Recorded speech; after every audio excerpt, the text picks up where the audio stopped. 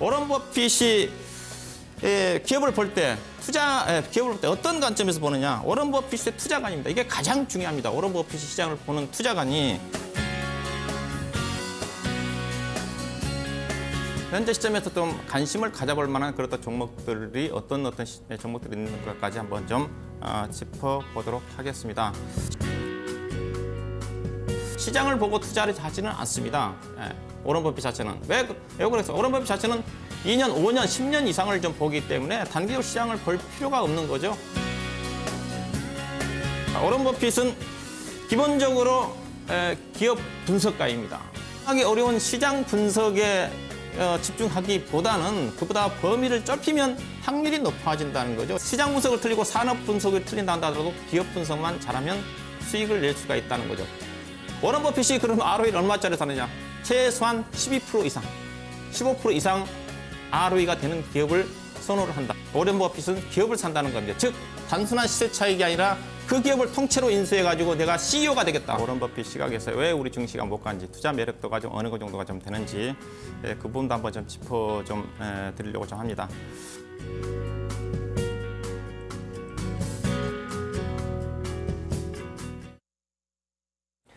네, 레전드에게 듣는다 박준현 운용력입니다. 안녕하세요, 운용력님. 네, 반갑습니다. 박준현입니다. 반갑습니다. 워런 버핏이 포스코의 지분을 매도했다 이런 보도가 나왔었잖아요. 네. 근데 또 포스코 측에서 그 회사 IR 부서에서 직접 워런 버핏에게 이메일로 문의를 했다고 합니다. 이런 언론 보도가 있는데 사실이냐라고 했더니 버크셔 해서웨이 측에서 아직 상당량을 보유하고 있다 이런 답변 메일이 왔다고 하네요. 좀 이거 명확하게 좀 파악이 잘 안 되는 것 같은데 지분도 꽤 그때 이제 한 5% 내외로 좀 들여놨었는데 이게 좀 잘 명확하게 안 나오는 것 같아요. 공시로도 안 나오겠죠, 이런 부분이. 네, 그렇습니다. 네. 지난번에 워런 버핏이 다 팔았다고 알려졌는데, 네네. 팔기는 판 것 같은데, 다 판 것 같지는 않죠. 대표 내용을 봐서는 일부 줄이기는 줄인 것 같습니다.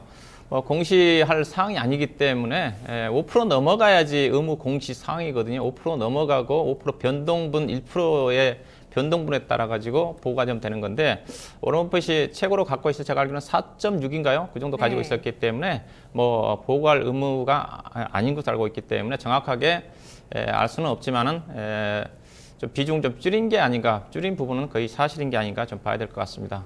줄였던 부분 자체는 전반적으로 지난번에 얘기했다시피 글로벌 철강 업황 자체가 상당 기간 부진하게 진행될 거라는 전망이고 당시에 워런 버핏이 포스코를 살 때는 정말로 글로벌 시장에서 생산성이라든가 수익성이 세계 탑 수준이었고 세계 시장 점유율 거의 1위권에 해당됐기 때문에 샀지만은 지금은 포스코 위치가 거의 세계 글로벌 시장에서 철강 업종은 5위권에 밀렸고 여러 가지 또 정부 규제 때문에 현금 흐름표가 크게 악화된 부분 자체가 워런 버핏을 실망시켜서 약간 비중을 줄인 게 아닌가 그렇게 좀 말씀 좀 드려야 될 것 같고요. 네, 일단은 워런 버핏이 최근에 움직임이 상당히 좀 활발합니다. 미국 시장보다는 유럽 시장, M&A를 통해서 새로운 또 사업에 진출하든가 그런 또 움직임이 전개되고 있는 것 같습니다. 워런 버핏이 이렇게 주목을 뿜은 부분 자체는 그의 어떤 매매한 종목이라든가 업종 자체가 충분히 과거에 실적으로 봐서 매매했던 종목들이 충분한 수익을 좀 많이 냈기 때문에 그의 일거수일투족에 대해서 관심을 갖고 있는 게 아닌가 그렇게 좀 봐야 될 것 같고요. 자, 오늘 해드릴 내용은 두 가지 부분입니다. 지난주까지 제가 저금리 시대의 투자 전략 관점에서 좀 얘기해 드렸었죠. 저금리 시대는 저금리가 또 현재 또 저물가이기 때문에 워런 버핏도 저금리와 저물가에서는 주식시장을 이길 수 없기 때문에 주식 투자 비중을 늘려라 그런 관점에서 말씀 좀 드렸고 오늘 또 제가 그런 부분들을 좀 언급을 할 건데요. 저금리 시대의 투자 전략과 관련된 그런 부분들을 좀 언급할 것 같고 그에 앞서서 최근에 시장이 거의 일주일 동안 긴박하게 움직임이 전개되고 있습니다. 일부 유동성 플러스 실적 장세가 전개된 게 아닌가 그렇다 전망까지 나오고 있는 것 같아가지고 최근에 그 1분기 실적 발표를 앞두고 현재 국내 주 상장 기업들에 대한 실적 컨센서스가 시시각각으로 좀 바뀌고 있는데 좀 바뀐 부분이 있습니다. 작년 제가 12월 30일 날 이 시간을 통해서 2015년도에 실적 전망을 통해서 올해 지수 전망치를 제가 제시해 드렸었는데 그때에 비해서 현재 추정 실적이 많이 달라지고 있는 것 같아가지고 저도 개인적으로 시각이 조금 바뀌었습니다. 그런 또 부분들을 약간 수정해 드리고 싶어서 최근에 이슈화되고 있는 실적과 관련된 부분들을 좀 언급하면서 올해 시장 전망을 다시 한번 좀 되짚어 보도록 하겠습니다. 자, 1분기 실적 시즌 전망입니다. 자, 미국은 이제 알코아부터 시작을 해가지고 최근에 이제 은행 업종부터 실적 시즌이 전개되고 있고 국내 시장은 삼성전자 실적이 발표된 이후에 빠르면 이번 주 하반, 그다음 다음 주부터 이제 일부 다른 경기 관련 종목들 중심으로 해서 실적이 좀 발표가 좀 될 것 같은데요. 최근에 1분기 실적 발표를 앞두고 삼성전자 실적 발표된 이후에 실적 전망이 상당 부분 상향 조정이 되고 있다는 부분들을 염두에 두셔야 될 것 같습니다. 최근에 주가 강세는 유동성 플러스 이런 또 부분들의 주가 강세가 이어지는 국면을 좀 봐야 될 것 같은데요. 일단은 1분기 실적 전망이 과거 가깝게는 2014년과 달리 상향 조정 중에 있다는 거죠. 항상 우리나라는 2011년도 이후에 1분기 실적 전망이 상당히 전 해년도 11월 달에 이제 다음 해년도에 실적 전망이 나오는데 항상 낙관적인 전망이 애널리스트들이 제시를 하면서 제시가 됐는데 막상 1분기부터 실적을 뚜껑을 열어보게 되면 실적이 상당 부분 안 좋게 나왔다고 그랬었죠. 작년 같은 경우도 2014년도에 현재 시점에서 1분기 실적이 약 13% 정도 하향이 조정됐는데 현재 시점에서 올해 같은 경우는 예전과 다르다는 거죠. 올해는 현재 최근 들어서는 올해 오히려 작년 컨센서스 대비해서 작년 컨센서스가 상당히 높은 수준이었었는데 그보다 더 상향 조정이 좀 되고 있다는 측면이고 연간 순이익 자체도 102조 원 정도를 작년 12월 달에 제시를 했었는데 애널리스트들이 상당히 달성이 어렵다. 상당히 무리하다. 80조 원 정도가 달성한 가능한 수지라고 했었는데 현재 봐서는 충분히 102조 원 가까이도 달성되지 않겠는가 그렇던 낙관적인 전망이 나온 것 같습니다. 일단 실적 확인작 추정 실적이기 때문에 다음 주부터 본격적으로 발표되는 국내 기업들을 실적을 확인해 볼 필요가 있겠지만은 충분히 현재 분위기로 봐서는 어느 때와 다른 긍정적 시각이 전개되고 있다는 측면에서 우리 투자가들은 또 약간의 그런 또 시각을 가지고 접근해야 되지 않겠나 말씀 좀 드리고 싶고 자 표를 보시게 된다면 작년 1분기, 2분기, 3분기 4분기까지 실적 조정 시적이 대체적으로 안 좋았죠. 추정 시적보다 하향되는데 지금 올해 1분기는 이렇게 오히려 상향 조정되고 있다. 2011년도 이후에 1분기 실적이 상향 조정되고 있는 부분이 올해 2015년도 1분기 처음이라고 좀 보시면 됩니다. 그렇던 분위기라고 좀 보시면 될 것 같고 그 다음에 실적입니다. 자, 현재 분기 단위 실적 작년에 이제 4분기 때가 최악이었거든요. 우리나라 상장 기업들의 단기 순이익이 12조 9천억밖에 안 나왔습니다. 그래서 지금 이 22조 9천억, 1분기 때 지금 22조 9천억 정도 단기 순이익을 예상을 하고 있는데 이 부분이 달성이 가능하다는 거죠. 1분기 때 저점 찍고 그다음에 3분기 때 피크 찍고 그다음에 4분기 때는 항상 계절적인 것 때문에 실적 자체가 안 좋은데 그래서 이게 4분기 토탈 합하게 된다면 토탈을 한다면 102조 원 정도, 이 102조 원 정도가 단기 수익이 달성이 가능하다는 거죠. 이게 작년 12월 달부터 1월 초까지는 한다더라도 애널리스트들이 102조 원 정도를 제시한 부분 자체는 대부분 이거는 정말 달성하기 힘들 거다. 올해 여러 가지 국내 기업들의 수출주대 수출 경쟁력이라든가 해외 어떤 그런 여건을 감안한다면 어렵다는 전망. 대체적으로 80조 원 정도가 무난하게 달성할 거라는 그 전망이 지배적이었습니다. 근데 작년에 72조 원 얘기였거든요. 작년 72조 원인데 그렇다 한다더라도 작년 72조 원에서 80조 원 정도 도달이니까 이게 턴 어라운드니까 올해 주가는 상승을 할 건데 작년 대비해서 기대 실적 전망치가 높지 않기 때문에 주가가 많이 못 갈 거라는 게 대체적인 시각이었고 저도 이제 그런 어떤 관점에서 시장을 얘기했던 부분인데 최근에 1분기 실적이 발표된 시점에서는 이 102조 원 정도도 달성이 가능하다는 게 현재 시장에서 나오고 있는 낙관적인 전망이라고 봐야 될 것 같고요. 물론 시장에서는 102조 원이 아니라 조금 전에 1분기 때 22조 9천억인데 비관적으로 보는 쪽은 18조 원 정도밖에 나오지 않을 거란 전망도 있습니다. 그렇기 때문에 확실히 1분기 실적의 뚜껑을 열어봐야 되겠지만 이런 또 시장이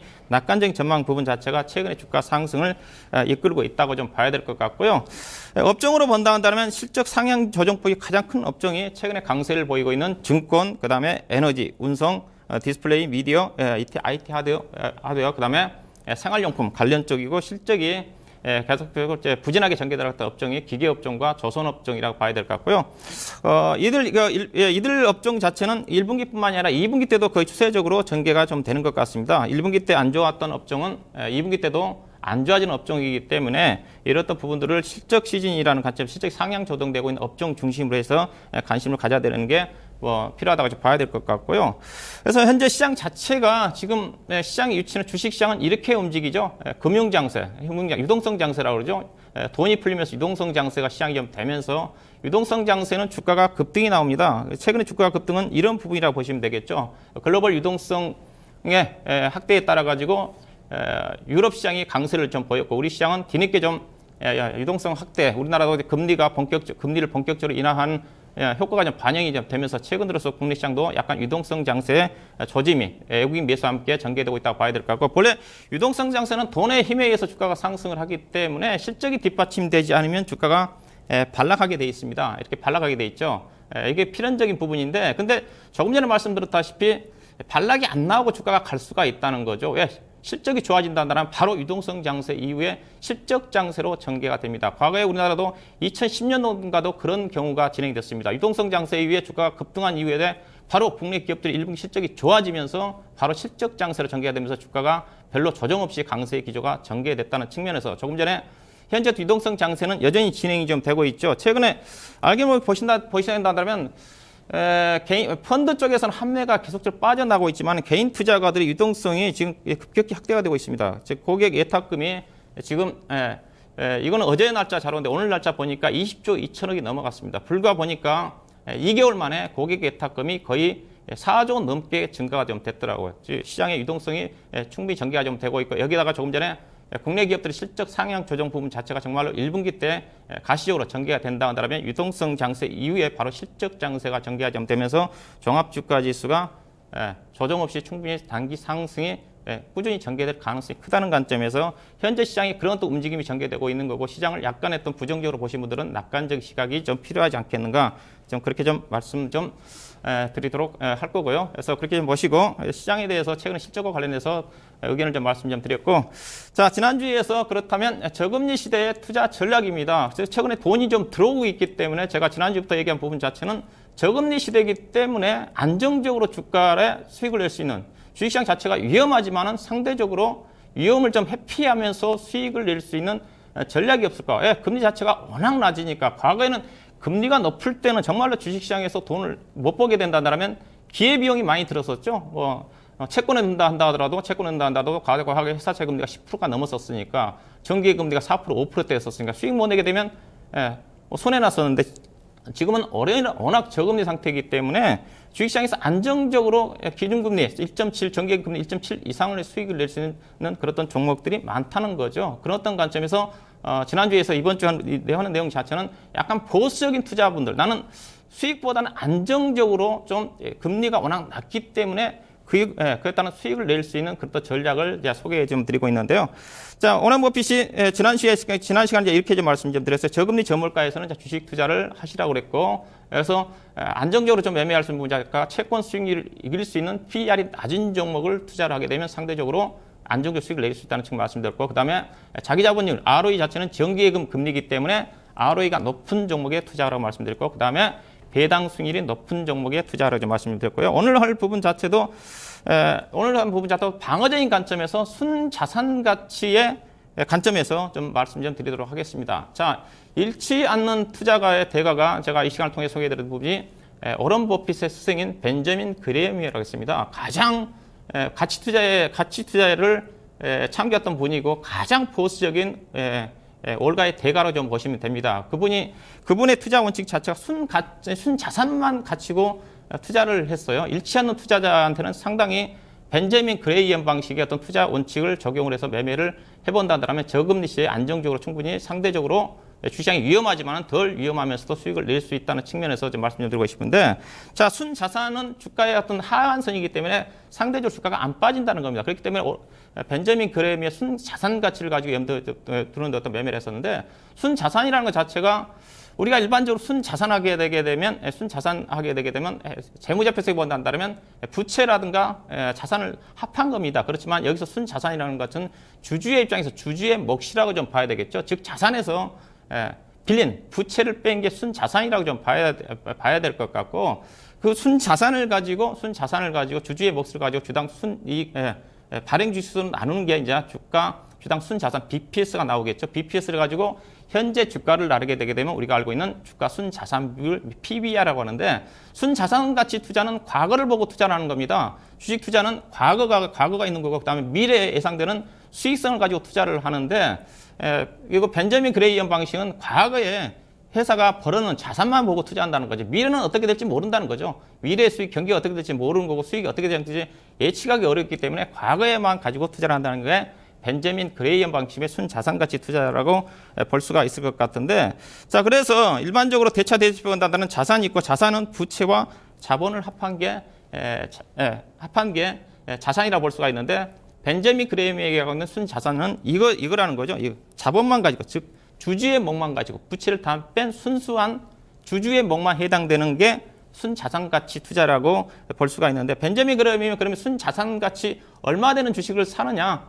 순자산가치 시가총액이 순자산가치에 비해서 70% 미만 되는 주식을 삽니다. 근데 순자산이 1,000억 정도가 좀 되는데 시장에서 700억 정도밖에 거래 안 되는 그런 주식을 산다는 거죠. 물론 여기서 얘기하는 벤저민 그레이엄 방식의 순자산은 일반적으로 얘기하는 순자산이 아니라 순현금성 자산을 얘기를 합니다. 그렇지만 얘기하기 쉽게 제가 순자산이라고 좀 말씀 좀 드리고 싶고 자 그렇게 본다 한다면 예를 들어 본다 한다면 이런 경우죠. HTS 본다 한다면 테린 포장이라는 주식이 있습니다. 자 테린 포장은 제가 워런 버핏 때 제가 2012년도, 13년도하고 14년도에 두 번에 걸쳐서 추천해드렸던 종목인데 이 종목도 제가 그랬던 안정적인 가치를 순자산 가치를 보고 추천해드렸던 부분인데 이거죠. 자 테린 포장이 보게 된다면 본다 한다면 이거죠. 2013년도에 이 회사가 2013년도에 본다 한다면 전체 자산은 5,600억인데 그다음 부채가 2,000억이죠. 2,042억입니다. 자 이거 빼면 이거 뭡니까?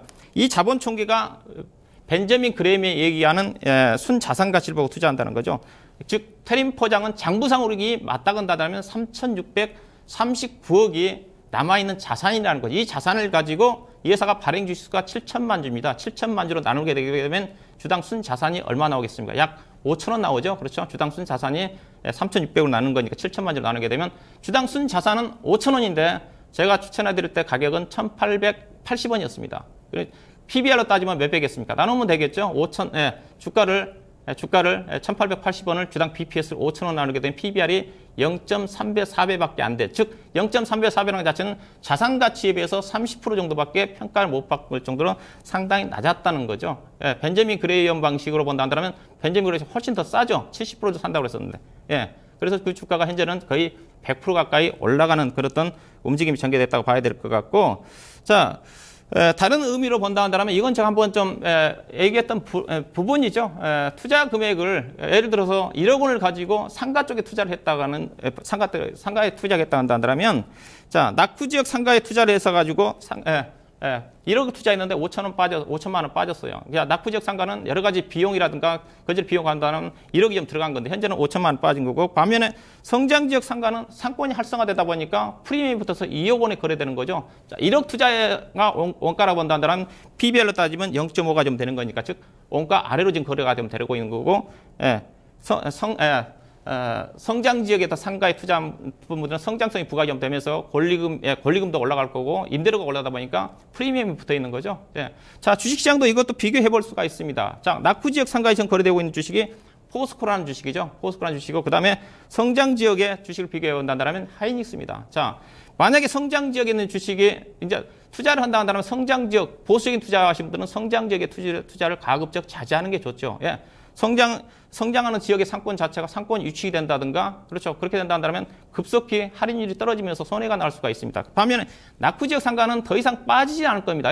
원금에 비해서 5천만 원 손실 났는데 쉽게 팔지 않는다는 거죠. 근데 이 종목이 상승하기 위해서 뭐였습니까? 낙후 지역이 개발이 된다든가 지하철이 들어온다든가 그렇게 되면 상권이 활성화 좀 되겠죠. 그러면 이 종목은 주가가 급등을 하겠죠. 근데 포스코가 아직은 업황이 안 좋으니까 주가는 부진한 국면인데 그렇지만 업황이 좋아진다는 포스코도 빠르게 PBR 1배 되는 수준까지는 올라온다는 거죠. 그렇지만 주가도 현재 주가 25만 원대는 제가 보기에는 주가가 빠지지 않습니다. 그러니까 안정적인 투자하신 분들은 포스코가 대안이겠죠. 포스코가 그래도 어렵지만 업황이 안 좋지만 제가 부정적으로 얘기하고 있지만은 그래도 연간 배당금은 8,000원 줍니다. 자, 25만 원 기준으로 배당 수익률이 3%라는 거죠. 그러면 정기 예금에 내둘 필요가 없는 거죠.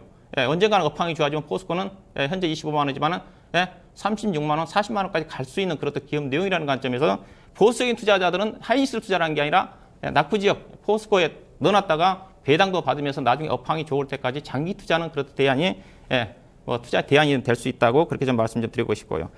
자, 그다음에 이제 자산주에 투자하라고 제가 말씀 좀 드리고 싶어요. 비슷한 맥락이죠. 조금 전에 벤저민 그레이 연방식 자산 가치를 좀 투자하는데 요즘 자산주들이 움직임이 상당히 괜찮습니다. 상당히 여러분 시장에서 관심이 안 가지고 있는데 저는 한두 달 전부터 제가 자산주 얘기를 좀 많이 하고 있는데 저금리 시대의 투자 전략이고 돈이 그쪽으로 쏠리고 있거든요. 2014년대 집가 상승률이 2007년도 이후에 최고라고 그랬습니다. 배당 수익률을 상회할 정도도 괜찮았고요. 그래서 최근에 부동산을 많이 갖고 있는 그 어떤 기업들의 자산 재평가를 받을 수 있는 그런 계기가 좀 되면서 관련 종목들이 주가가 많이 올라가고 있는데 자, 자산 가치와 관련된 투자는 일단은 PBR이 기본적으로 낮아야 되는 거고요. 그다음에 부채가 낮아야 됩니다. 부동산을 많이 갖고 있지만은 부동산을 담보로 해가지고 자금 조달을 한다면 그 부분 부채가 높은 수준이기 때문에 남는 게 없기 때문에 그러다가 숨겨진 자산 가치, 재무자표상 외에 숨겨진 자산이 있는 종목들이 재평가를 받을 수가 있는 거. 그다음에 지금 물가 상승이 많이 높기 때문에 90년대 이후에 자산 재평가를 안 한 기업들이 상당히 많습니다. 그런 어떤 기업들과 또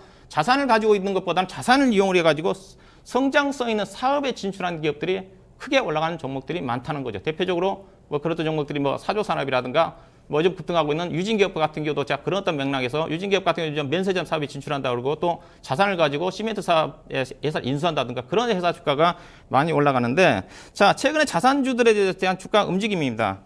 보니까 올해 들어서 자산주로 분류가 된 종목들 CNS 자산관리가 오늘 보니까 또 상한가 들어갔네요. 그 종목이 220%던데 회사가 또 자산이 부동산을 가지고 있는데 그 자산을 이용해 가지고 임대형 빌라 사업에 진출하면서 그에 분양 사업이 급증할 거라는 때문에 주가가 좀 올라가는 주식들이고 그다음에 아래에 있는 종목들 물론 자산이라는 자체는 부동산도 있고 현금성 자산도 있고 우량한 자회사를 거느리고 있는 부분이 있는데 현재로서는 집가 상승률과 관련된 그것도 부동산을 많이 가지고 있는 그런 종목들을 좀 보고 있는 거고 이들 종목들이 대부분 다 구경제 코스피형 종목들이고 주가가 좀 많이 올랐지만은 벤저민 그레이 방식으로 본다면 PR이 여전히 보니까 1배 아래로 전개되는 종목들이 많죠. 아직도 벤저민 그레이 방식의 PBR로 따지자면 0.7 아래에서는 여전히 매력적이라는 관점에서 방어적으로 투자하시는 분들은 부동산에 일반적으로 땅 투자, 부동산 투자하시는 분들은 안전하다고 생각하시잖아요. 그렇게 본다면 그래서 자산 가치 여기는 제가 하나의 예를 들어서 제가 올라간 종목들을 표시해드린 거고 이 중에서 외외 주가 상승이 더디게 진행됐던 종목들을 중심으로 해서 관심을 가져라는 것 쪽을 좀 말씀 좀 드리고 싶은 쪽이고 자 그리고 대표적으로 제가 이제 이런 것들이 이제 사조산업이 제가 자산을 보고 추천해드렸던 부분이죠. 사조산업 같은 경우도 2014년도에 보게 되면 주당 BPS가 53,000원이었습니다. 주당 순자산 가치가 장부상으로 53,000원인데 주가는 36,000원이었다는 거죠. 지금 볼까 거의 12만 원 정도까지 목표가 육박을 했는데 자 이들 종목들이 이제 사조산업 같은 경우도 이거죠. 여기있지만은 이 회사가 56만 평 정도 부동산을 가지고 있는데 2011년도에 하남시에서 평당 800만 원 주고 160억 정도 일부 땅을 수용을 했다는 겁니다. 그럼 나머지 땅에 대한 이 회사의 자산 가치가 얼마냐? 대충 이 적게는 2조 원대에서 4조 원 정도 된다는 거죠. 그 지분을 사조산업이 거의 80% 정도 가지고 있기 때문에 장부상에 반영되지 않는 것까지 감안한다면 실질적으로 사조산업은 조금 전에 53,000원짜리지만은 거의 100만 원 가까이 넘어갈 수 있는 자산주라는 거죠. 그래서 자산 가치가 부각되다 보니까 최근에 이제 수익 가치 이상의 수익 가치로 본다면 6만 원, 7만 원짜리 주식인데 자산 가치가 반영되다 보니까 주가가 강세가 전개되고 있는 거. 즉 사조산업 같은 경우도 알려진 어떤 장부상의 가치보다는 비상장 자회사를 통해서 숨겨진 자산 가치를 봐야 된다는 거죠. 유진기업 같은 경우도 그런 경우죠. 실제적으로 장부상 나타나는 부분이었지만 자회사를 통해서 수도권 중심으로 해서 대규모 부동산을 가지고 있는 부분 자체가 그 자산을 이용해 가지고 새로운 성장 산업에 진출하면서 주가가 한 단계 상승하는 그런 국면이 전개가 된다는 관점에서 그런 부분을 좀 보셔야 될 것 같고요. 자산 가치가 큰 종목, 많은 종목들이 대체적으로 보니까 많은 업종으로 본다면 나무 목재 업종이 소속돼 있습니다. 이들 종목들이 골판지 업종 중심으로 해서 최근에 기관 투자가들이 지속적으로 매수한 종목들인 것 같고 보시다시피 이들 종목들이 여전히 PBR 측면에서 본다면 거의 0.6배, 7배밖에 안 될 정도로 주가가 싸죠. 그리고 자산 가치 종목 중에서 일반적으로 보수적인 투자라고 생각할지 모르겠지만은 동아기업처럼 PBR이 0.2배 되는 주식이 실적이 턴어라운드가 진행되면 이런 종목들이 대박이 나오죠. 동아기업은 작년 이맘때 주가가 연초에 5,000원대 주식이 지금 5만 원입니다. 무려 10배 가까이 올랐다는 즉 자산주 같은 종목 중에서 턴어라운드가 진행되는 종목에 투자를 한다면 보수적이지만 또 이런 종목 들어가게 되면 대박이 날 수 있는 게 자산주의 투자라고 봐야 될 거, 자산주의 투자라고 볼 수가 있는 거고요. 그 다음에 동아기업이 이렇게 주가 좀 떴죠. 주가 떴고 그 다음에 동아기업은 지금 입장에 따라가시면 안 될 것 같고 그 다음에 이제 아세아제주도 제가 이제 워런 버핏의 그런 자산주라는 관점에서 제가 언급해 드렸던 종목이죠. 자. 이것도 이거는 이제 보니까 저 PBR 종목에서 배당 수익률이 높은 종목에 투자하라. 자, 배당도 보면서 자산주가 PBR 나타나는 자체는 주가가 안 빠진다고 그랬습니다. 자, 2012년도 제가 아시아제주를 워런 버핏 추천해드릴 때 주가가 13,750원이었습니다. 그때 보니까 회사에서 배당이 전에 400원인데 600원을 한다고 하더라고요. 자, 13,000원짜리가 주가 600원을 배당합니다. 배당 수익률 몇 프로입니까? 6%, 7%죠. 근데 그 당시에 회사 자산 가치가 38,000원짜리 주식이었다는 주장 BPS가 장부상으로 나타난 것만. 근데 회사가 실질적으로 자산 재평가를 감안한다면 6만 원, 7만 원 정도 되는 자산 가치가 있는 회사죠. 그런 주식이 지금 200% 떴죠. 지금 오늘 35,600원까지. 즉 자산 가치가 보수인 것 같지만은 이런 또 배당 수익이라든가 이런 어떤 실적이 좋아지는 종목 중에서는 주가가 급등한 종목들이 나온다는 관점에서 주목해 볼 필요가 있을 것 같고요. 자, 레전드에게 추천해드린 종목들 여전히 흐름이 이제 괜찮네요, 보니까요. 예. 자, 다음 주부터는 이제 그 새로운 종목, 이제 투자 원칙을 소개해드렸으니까 종목을 하나둘씩 제가 분석해서 추천해드리는 시간을 좀 가도록 할 거고. 보니까 평균 45% 떴네요. 그렇죠? 예. 최근에 들어서 KC그린 홀딩스가 30% 떴고. 자, 7종목의 평균 수익률이 45%입니다. 빠진 종목이 없죠? 예. 제가 투자하는 원칙이 이런 종목들이고, 이런 종목들이고, 실전에서 제가, 일임 서비스를 하고 있지만, 이런 종목 중심으로 매매를 하고 있다는 말씀 좀 드리고 싶고, 자, 하여튼 시장이 좋습니다. 시장이 좋은데, 자, 오늘 한마디 좀 하면서 마치도록 하겠습니다. 오늘, 했던 강의 내용의 요약이라 봐야 되겠죠. 순자산가치수는, 자산가치수는 주가의 하한선으로 잃지 않는 투자자에게 중요한 판단 지표로 사용해 볼 수가 있다. 자, 그렇게 말씀드리면서 오늘 강의 여기서 마치도록 하겠습니다. 고맙습니다.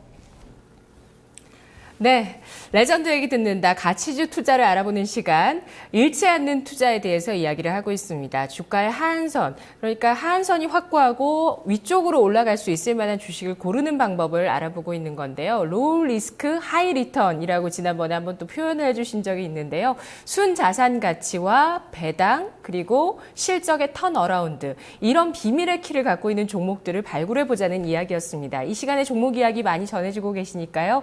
다음 시간 도 기대해 주시고요. 이제 오늘장, 목요일장은 오전장이 끝났습니다. 양대 지수가 또 상승세로 가닥을 잡고 있는 분위기인데요. 내일 이 시간 오전장도 저희와 함께 해주세요. 고맙습니다.